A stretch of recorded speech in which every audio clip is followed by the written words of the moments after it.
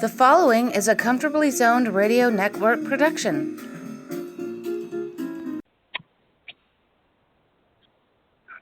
Hello, everyone. Welcome to Comfortably Zoned Radio Network. I'm Rob Deininger, and I'm here with Jack DeGraw, and as always, we're talking Yankees baseball. How you doing, Jack? Good, Robert. How are you tonight? Another exciting week of Yankee baseball. Oh, yeah. They lost today again. What was it, 3-0? They managed to have at least 2 hits, courtesy of DJ LeMahieu. Yep,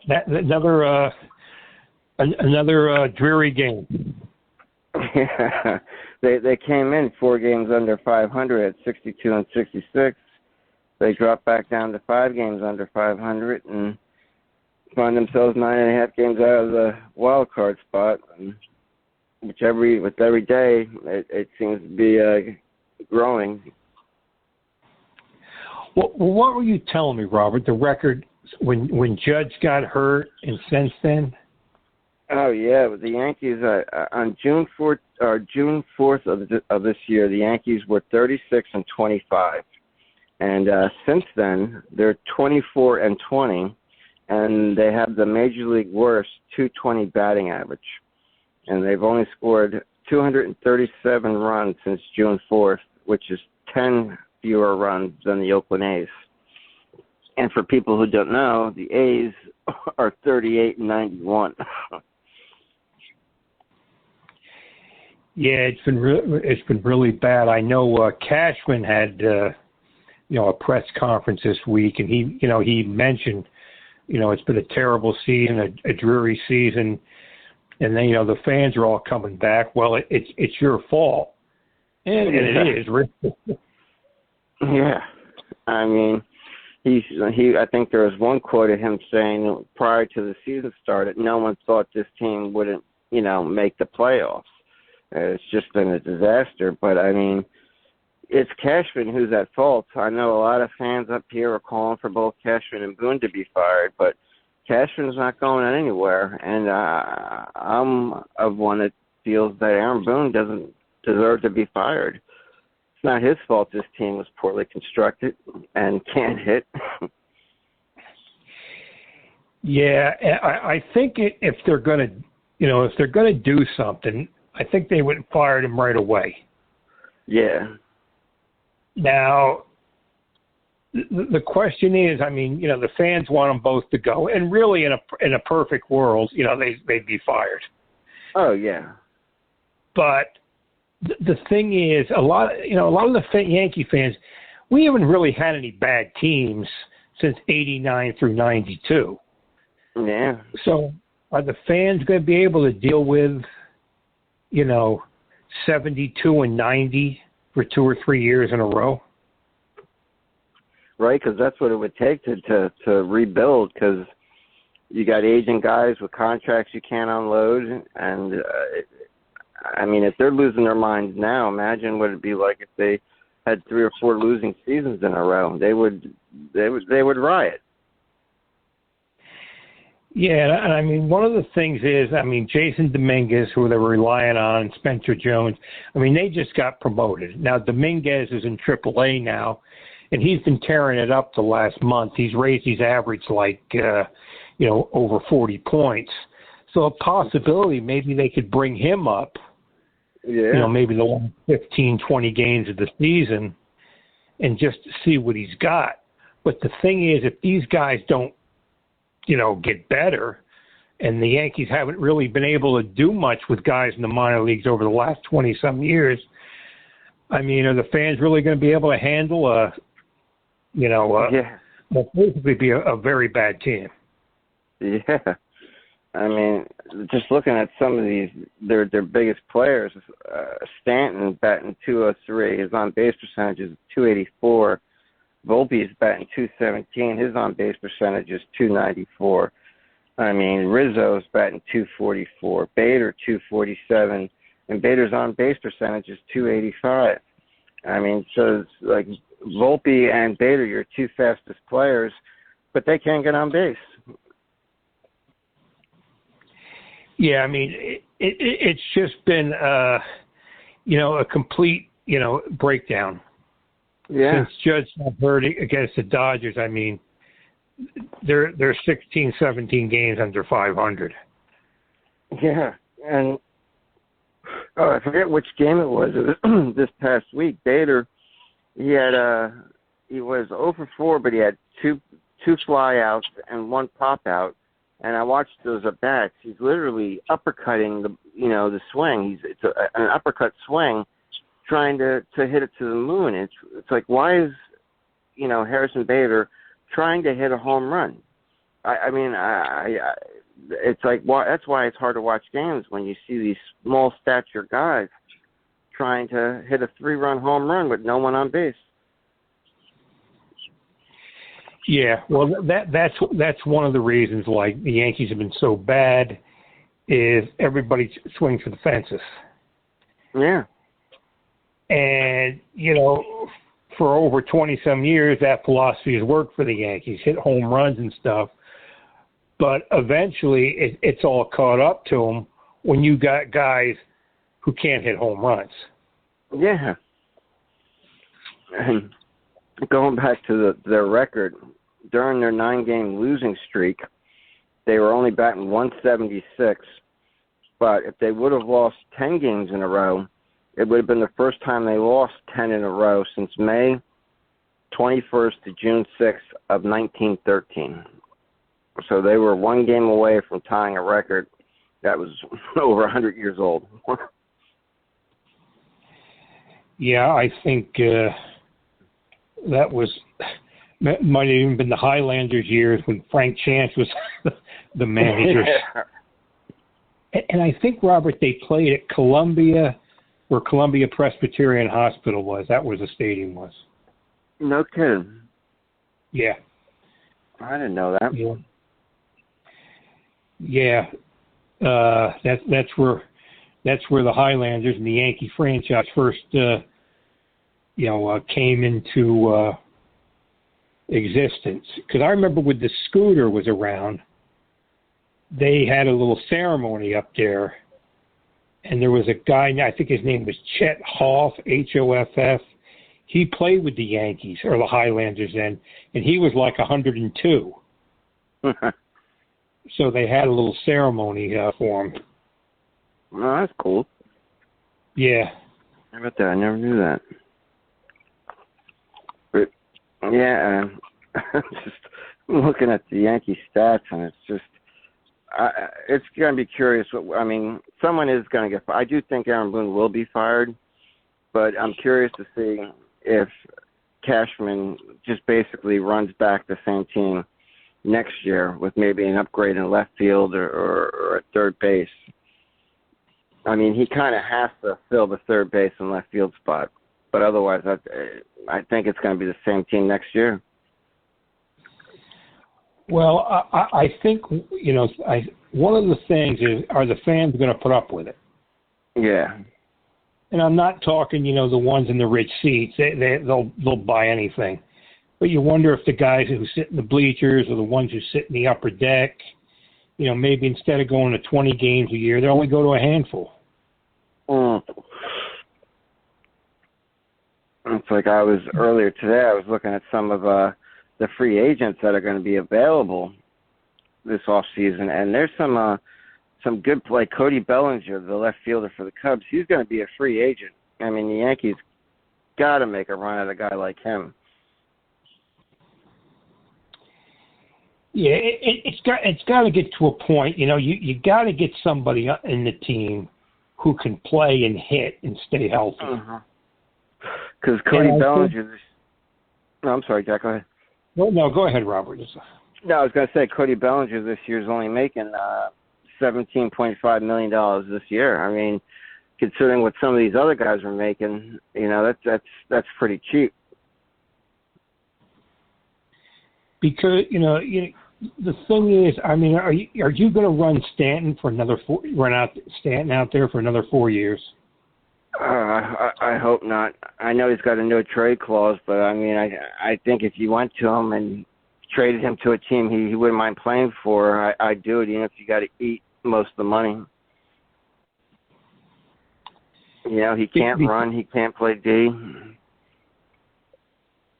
Yeah, I mean, these leg problems aren't going to get better. No, no. I mean, I thought when the Yankees got him, it was a good thing. He maybe could help them for a couple of years, and they win a World Series or two. But none of those players developed from 2017, so now you're stuck with an aging team. Yeah, and I think Stanton, the Yankees only got to pay him $19 million for the last 2 or 3 years of the deal. So, it might not be a bad idea to try to move him and eat whatever money you have to. Because you can't keep, you can't run LeMahieu out there, and you can't have Stanton. I think LeMahieu just might be. I don't think he's fully recovered from his injury. But Stanton can't run. I mean, what are you going to do? He's your DH. Yeah. Mm-hmm. And Bryce Harper was on a podcast a while back, and he was talking about the Yankees, how, they didn't even reach out to him. And back that year, I was hoping the Yankees would go after Bryce Harper because in interviews he was hinting he wanted to be a Yankee. And instead they went and got Stanton. But I think, God, if we can go back in time, Bryce Harper's the guy Cashman really should have brought in here. Well, the thing that shocked me is they didn't even ask about him. Yeah, didn't even reach out to him. I mean, unbelievable. Yeah, just to see,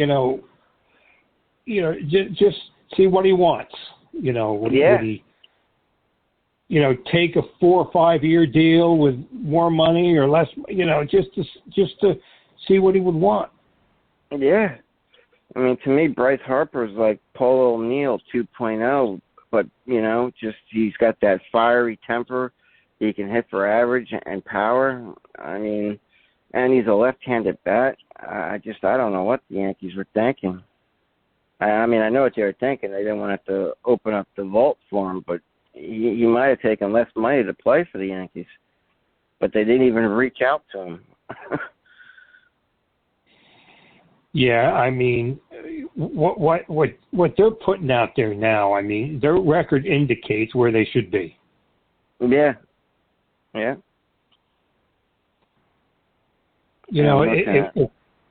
If you had the same team you have now and you started the opening day with this, you're going to have 90, 95 losses. Yeah. I'm looking at Harper's stats. He's a career 281 hitter. He averages 33 home runs a year and 95 RBIs. So that's 280, 30 plus homers and almost 100 RBIs every year. Well, the thing is, he walks a lot, and he scores a lot of runs. His on-base percentage for his career is almost 400. It's 390. That's one of the reasons he's such a great player. You look at the stats. The stats are very good, but just he's on base all the time. He walks all the time. He's got a great eye. And he loves the spotlight too. And not many people could handle playing in New York, but I think he's one of those players that would thrive. He loves the spotlight. Yeah, and I don't know, it'd be interesting to see what the Yankees go after. I know they're hoping Jason Dominguez, comes up, and guys like Spencer Jones, and, maybe you could trade guys like Peraza or Trey Sweeney, or, maybe you'll bring up Austin Wells later this month and see what he can do behind the plate. But, eventually you're going to – go ahead, Robert.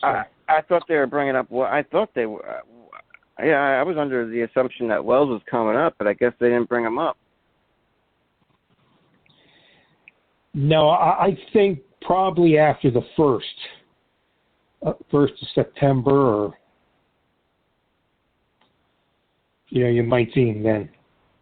Yeah, it'd be nice to, to see him. And there's that catcher from, I think he plays with the Dodgers. He's a switch hitting catcher. What the hell's his name? Grandal. He's a switch hitting catcher. He's going to be an unrestricted free agent after this year.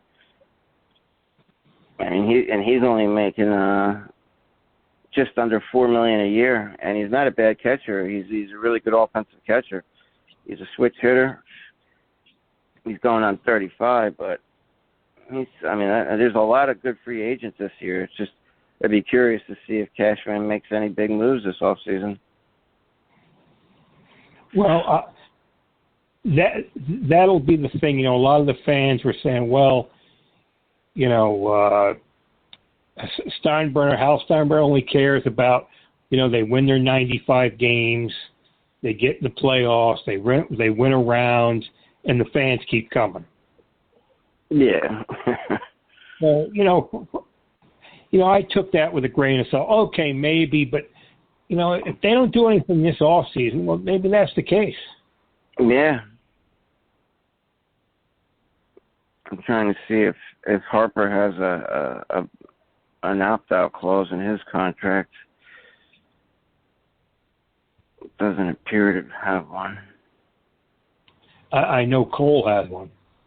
Yeah, Harper signed a 13-year deal with the Phillies. Yeah, it doesn't say if he has one. That's another thing, Robert. You don't know if Cole's going to want to stay. Right, especially if there's no major changes after this year, and because Cashman, like I said, has a habit of just running out the same team year after year with minor tweaks here and there, and yeah, you got to wonder if Cole's willing to put up with that. He wants to win another title. And another thing, I don't think you're going to have Severino back. No. Herman, we hope he gets his life, and he's got more important issues than baseball. And then, Rodon's always hurt, and Cortez, you don't know about Nestor, so there's really a lot of major question marks. It's like there's some really good starting pitchers that are going to be free agents too after this year, like Clayton Kershaw. What's that guy's name? Blake Snell for the Padres, former Cy Young with the Rays. There's a lot of Josh Hader, the closer for Milwaukee. What are the pitchers? Zach Greinke's going to be a free agent. That's another thing, Robert. I mean, the bullpen has been good for the Yankees, but if you follow them, they'll pitch good, like when the starter gets lit up and it's 5-0, 6-0 after the second inning, and they won't give up any runs the rest of the game. But when they have to pitch well, when they get into that, that's what happens. I mean, I like Clay Holmes as a pitcher, but he's not a closer. He's not a closer. Yeah. No, not at all. That's like Josh Hader, that guy from Milwaukee. He was with Milwaukee. Now he's with the Padres. He's a lefty, hard-throwing lefty. I wouldn't, I wouldn't mind seeing him, and you have Holmes as a setup guy next year. I mean, there's so many good free agents this off season. I mean, the Yankees got to sign some of these guys to fill their positions, the holes in that roster. Because the thing is, you've got to get players who can stay on the field. Yeah. They don't all have to be big names or anything. You just got to get good players, good everyday players who are healthy and can stay on the field. Because, New York, you want all these big names, but you get them after they're past their peak. Yeah. It's like Frankie Montas. Frankie Montas hasn't pitched for the Yankees, and he's going to be a free agent after this year. Yeah, I mean, it's just ridiculous. I mean, everything that could go wrong has went wrong. Yeah. Yeah, my God. Who else? I mean, in a way, Robert, I'm glad they didn't get anybody at the trade deadline this year because they all would have probably got hurt anyway. Yeah. And the thing is, I'm not blaming so much. Maybe it's not the trainers on the Yankees; it's just bad luck. But it might be you just bring in new people. Yeah. You know, and Michael. Yeah, and Michael Kay made a good point about Stanton, about how, slow he runs around the bases, and in the outfield he's scared to run full speed because he's worried about blowing out one of his, hamstrings or calves, if he pushes himself too hard. So with Stanton, to go back on him, he can't run the bases. He's a liability in the outfield because he can't hustle anymore. They got to figure out a way to move him. Well, I mean, that's the thing, Robert. Even in spring training, I mean, they tell him not to run hard in spring training, but you can understand that. Mm-hmm. But, I mean, there was a play, Stanton was trying to score on a double, which he's a couple of weeks ago, and he's just like jogging around the park. Yeah. And I mean, yeah. And that's the reason. One of the things, he can probably run a lot better than he has, but they might have told him, don't run hard because you might get hurt again. And he's thinking, well, why should I run hard? Because I'm going to get hurt. Yeah, yeah. Unbelievable. Yeah, I mean, what kind of message is that? Yeah. And you got 4 years of this? Mm-hmm. Oh, and Chad Green could be a free agent too after this year, but the club has a $9 million option for him. He hasn't pitched this year yet, has he? I don't think so. When the Toronto got him, they were hoping maybe, he'd come back in like this time of the year in September. Yeah. Let's see, injuries.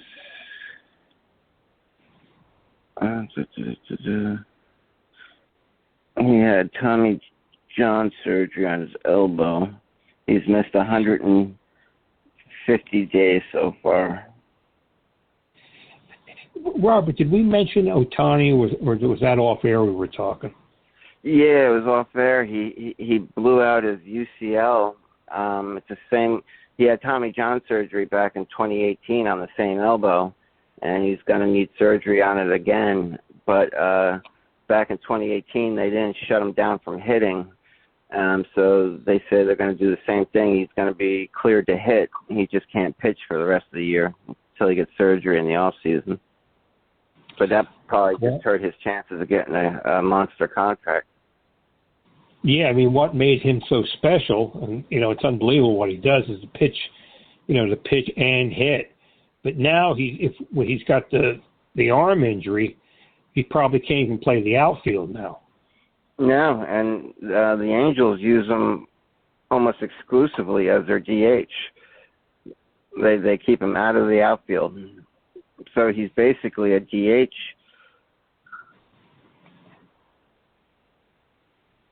So that probably hurt the contract chances big time. Yeah, and, I mean, the Babe Ruth comparison went out the window too. Yeah, because they were talking about Ohtani being the first $50 million a year player, maybe even pushing upwards to $60 million a year. But I don't think that's going to happen at all now. I wouldn't be giving a guy like him, who's injury prone, a $50 million a year contract. Well, I think the things they were saying, he wants to stay out, in California on the West Coast out there. And, maybe the Dodgers, and if he can't pitch, then, it's a whole different thing. I think he's missed, since he's been in the major leagues, he's missed a total of 150 games in his career with the Angels. He's had 2 shoulder injuries, a knee injury, a hamstring injury, a quad, 3 ankle injuries, and 2 shoulder injuries. So every year he's hurt, and it's always something. How many years has he been around? 5, 6 years? I think so. Yeah. Let me see.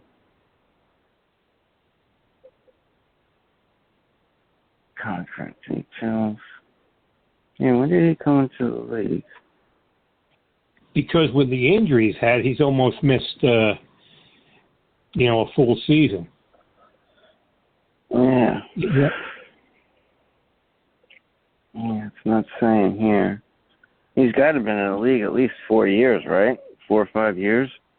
Yeah, I think maybe somewhere around there. But look out there. They got Trout. He's always hurt. They got Ohtani. He has his share of injuries, and you got two of the best players in the game, and you still lose 90 games. So it's you have to have an entire team. You just can't have one or two guys. No, it's like Mike Trout. I think he's missed a third of the year this year. They said he hasn't played more than 150 games since like 2018. Trout. So yeah, you got your two best players. They're never in the lineup for an extended period of time together. Yeah, that's the thing. I mean, I think one of the things that players are so big nowadays that they get hurt easy. You're always pulling muscles, and there's more. It'd be interesting to see from the 50s, 60s, 70s, 80s even, the amount of games players miss. Yeah. Compared to today. Right. I mean, back in the day, the players would play to minor aches and pains, tears. If they could play, they were going to play. I mean, you would have to literally hold them down and not let them play. The mentality is completely different in today's game. Because back then you had so many minor league teams, and if you missed time, you weren't staying in the big leagues. Yeah. Yeah. But nowadays you see it with analytics, everyone's got scheduled days off. They plan months and weeks ahead of time. It's crazy. And it always seems like someone like Aaron Judge, who has a big game, and then the next day he's off. If Stanton has a big game, the next day he's off. I hate that. And then Boone says after the press conference, it was his scheduled day off. We planned that months in advance. Well, the thing is, Cashman's been there 25 years. Yeah. And I heard something the other day, and I researched it. Ed Barrow was the GM for the Yankees from 1920 until 1945. And the Yankees won 10 World Series, and they were in the World Series 14 times. And it just shows you how long a run Cashman has had. Oh yeah. And how long was he the assistant GM for to G. Michael? God, he's probably been there 30 years at least. Right? Yeah. Yeah, I mean, he's been around a long time. And I like the job he's done. I think he did a good job for the most part. But now it's like, it just might be time for a change. Yeah. That's like, I would love to see Don Mattingly be brought back, but only if he's not handcuffed. If they allow him to manage his way, whatever way that might be, but to have him come here and then be handcuffed on what he can and can't do, that would be a bummer. Yeah, and the thing is, when he interviewed with Cashman for the job X amount of years ago. Yeah. And they wound up going to the Dodgers, and they had success out there, but then I heard he wasn't a good manager, but they were winning 98 games, so I don't know. Yeah. I don't know what's going on. I mean, he did a great job with L.A. I know they didn't win the World Series, but And in that short COVID season with the Marlins, he won Manager of the Year, got him into the playoffs for the first time in years. I think he's a pretty decent manager. You know what it would be like. Just say in a best case scenario and everything goes right, Manley comes back to the Yankees, and it'd be something like when Torre come to manage the Yankees, because Joe Torre's manager career with the Yankees is what got him in the Hall of Fame. I mean, he was a great player. Yeah. But if Manley came to the Yankees and was the manager and they won a World Series or got to the series a couple times, that could get him in the Hall of Fame. Oh, yeah. Absolutely. I would love to see that happen. Yeah, it's always fun to speculate. Yeah, I mean, Torre, you figure he was, the manager of the St. Louis Cardinals and the New York Mets and the Braves maybe prior to becoming the Yankees manager? Yeah, he was with the Mets when they were bad, and he had some good seasons with the Braves. And, I remember when the Yankees hired him, he didn't exactly come to New York to rave reviews, because I think they were calling him Cool Joe, yeah, I remember that, yeah. Sleepy Joe or something like that. Yeah. And, but, they had the good sense, and he had the good, he got Don Zimmer in there. And Zimmer had a great baseball brain. I mean, he never really won a lot of titles or anything, Zimmer as a manager, but him and Torre worked great together. And Joe Torre didn't have a big ego, and he could handle George, and so Torre was the perfect manager for the Yankees at that time. Yeah, because wasn't Zimmerman kind of like the bad cop to Torre's good cop with the players?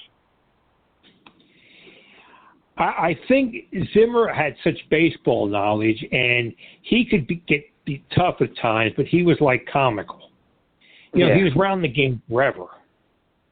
Yeah. I mean, he's with the Brooklyn Dodgers in the mid '50s, and I mean, he got hit with a pitch, and it almost killed him. Didn't he have a brother who played ball? Yeah.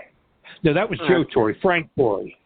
Frank Torre. That's right. Yeah. Okay. Frank Torre was on the Braves in '57 and '58. Frank Torre, I think, was the first baseman with the Braves in '57 when they beat the Yankees in the series. Okay. Yeah, Zimmerman, one time when Bernie Williams was first trying to crack the big leagues, Bernie kept getting dropped in the lineup, and Zimmerman went to him and said, after 9, there's nowhere to hit. Basically telling him if you don't start hitting, you're not going to be on the team. And that was when Bernie started to turn a corner. But I always loved that comment. He told Bernie after 9, there's nowhere to hit. Yeah.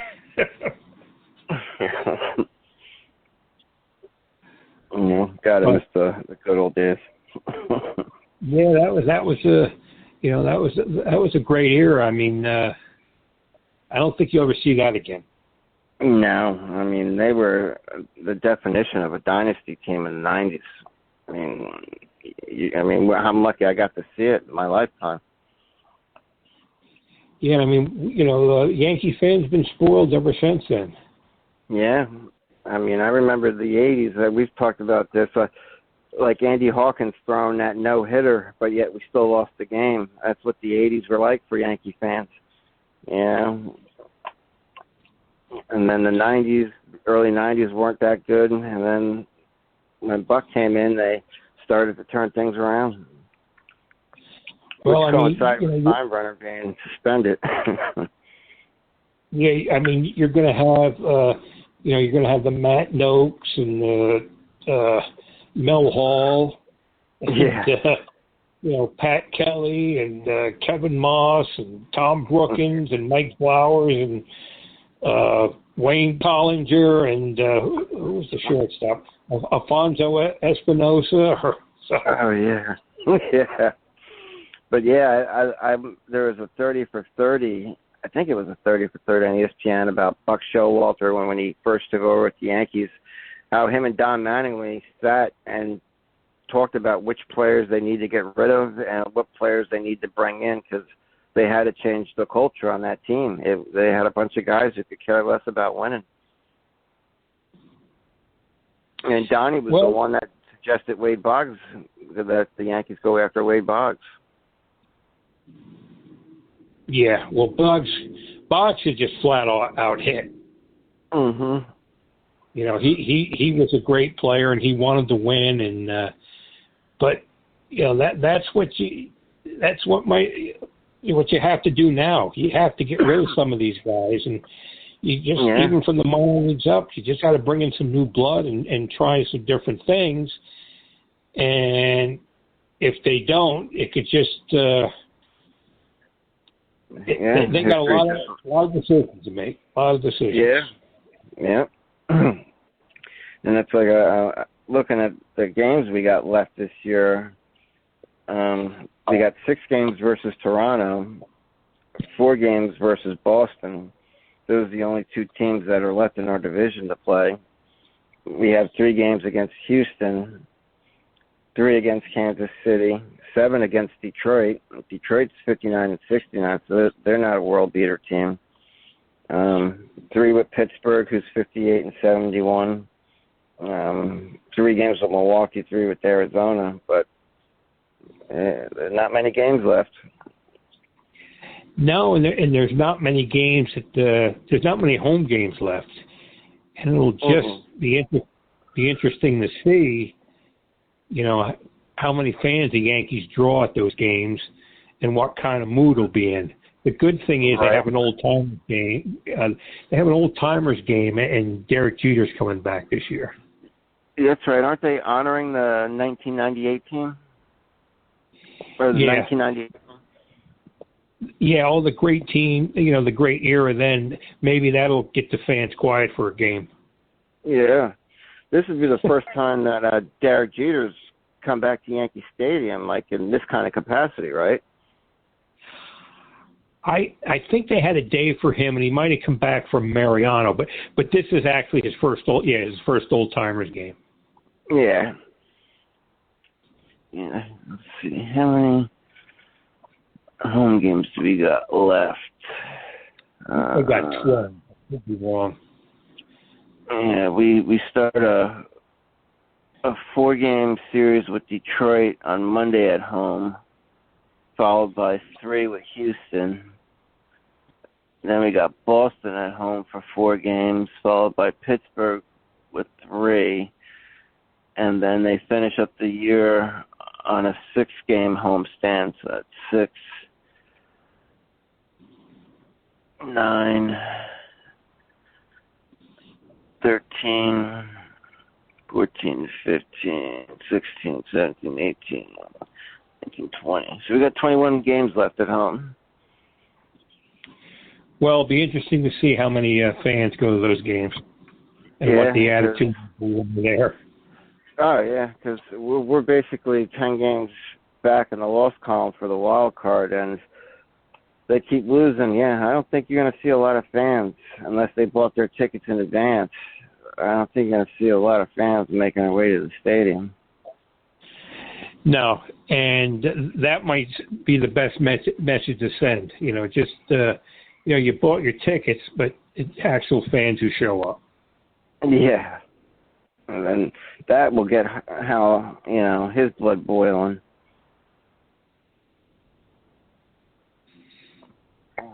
So I don't know, Robert. They're a tough team to talk about because there's really not a lot. There's not really a lot going on. I mean, the football season's coming soon, and basketball and hockey's around the corner. So, maybe that'll bring some good memories to the New York area fans. Yeah, but thinking about it, it's like Yankees free agents. Bader's a free agent. Sevy's a free agent. Do you think they'll try to bring back Harrison Bader? I mean, he's a nice little player, but if he's not getting on base, I mean, on base percentage is just over 280. I mean, do you pony up money to bring him back? Plus, Right now, hurt. I would say he wouldn't be bad to bring back, but I think it's less than 50-50. For the reasons you mentioned. He gets hurt a lot. He don't get on base a lot like you would want. He's an excellent outfielder, but he'd be a nice piece to have. But they have a lot of needs. Yeah, they have they got a lot of holes to fill. That's like, even if they don't go after Cody Bellinger, another left-handed bat that's going to be a free agent is Jock Peterson, the left-handed power bat that played for the Dodgers and I think now is playing for the Giants. Yeah. But I would love to see them go after a Cody Bellinger for left field. Maybe bring back Gio Urshela for third. Yeah, you have to, you have to get some everyday players who can play and stay healthy. I mean, Bader would be nice to have if you had players who could stay healthy and stuff. And, and you have a declining roster. You got guys like LeMahieu, you don't know. Maybe he's hurt. He's hit well lately. Stanton can't even move. And so, and Rizzo, he has a concussion. So who knows? Yeah, right. Boy, I tell you, Matt Olson, the Yankees had an opportunity. They could have tried signing Matt Olson this past offseason and let Rizzo walk. That might have been a good idea. Olson's having a fantastic year at Atlanta this year. Yeah, he is. I like Rizzo as a player. I think he's a heck of a player. But, after and the thing is just to let that go for 2 months. The concussion. I mean, what the hell's going on? I mean, look what happened to Clint Frazier. I mean, Clint Frazier was obvious, with the concussion. Yeah. But Rizzo went on for 2 months, and with all the analytics, they can't tell. Right. His slowed down and his reactions are not the same. I mean, I don't watch the games. They suck, and the games aren't on anyone down here. But you can't see that, or the analytics can't tell that. I know. I mean, something was off because he went from having, he got off to a great start to all of a sudden he couldn't hit. I mean, he was batting, under 200 after that neck injury? Yeah, like 171. He had one home run in 2 months. Yeah. No one could tell.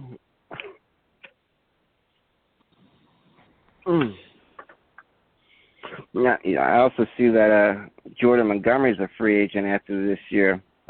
He's only making $10 million this year. I wonder if the Yankees could inquire to see if he might want to come back.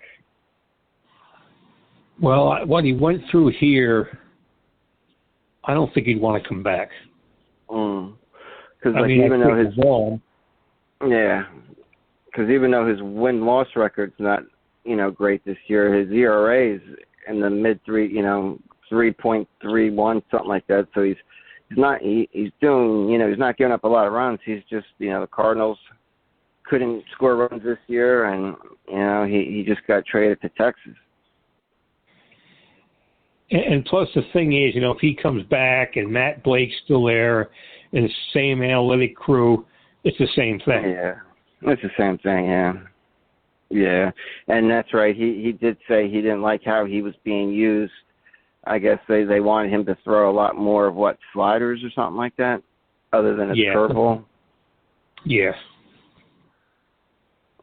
That's like, for some reason, the Yankees, they want power hitting and power pitching. I mean, they got to change up their philosophy and approach. If that doesn't change, then you're just, what's the definition of insanity? Doing the same thing over and over again, hoping for a different result. Yeah, I mean, for a long time it worked. I mean, they didn't win the World Series, but they were always had a damn good team. But now it's, we'll have to see. I mean, if the philosophy don't change, maybe it's just a bad year. but it might be it might be something that takes a long time to change. The proceeding has been a Comfortably Zoned network production. You are advised to keep your dreams wet, your humor dry, your children and grandchildren out of military recruiting offices and off the laps of clerics who wear dresses. Thank you for listening, everyone. Happy trails.